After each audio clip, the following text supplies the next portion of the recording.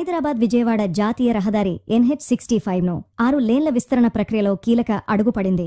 ఆ మార్గంలో ప్రస్తుతమున్న 4 లేన్లను 6 లేన్లుగా విస్తరించేందుకు అవసరమైన సమగ్ర ప్రాజెక్టు నివేదిక DPR తయారీకి కన్సల్టెంట్ సంస్థ ఖరారైంది.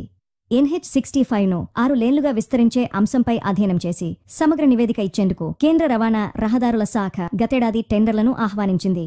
టెండర్ల ప్రక్రియలో సాంకేతిక బిడ్లను 2025 జనవరి 20వ తేదీన తెరవగా అందులో అర్హత సాధించిన ఫైనల్ టెండర్లను జనవరి 30న తెరిచారు. మధ్యప్రదేశ్లోని భోపాల్కు చెందిన ఓ కంపెనీ ఈ పనిని దక్కించుకుంది.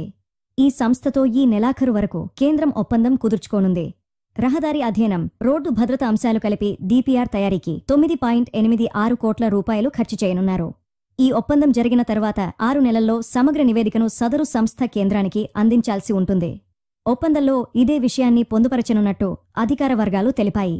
NH65 రోడ్డును హైదరాబాద్ అవతల అంటే దండు మల్కాపూర్ నుంచి ఆంధ్రప్రదేశ్లోని గొల్లపూడి వరకు దాదాపు 265 కిలోమీటర్ల మేర 6 లేన్లుగా విస్తరించనున్నారు.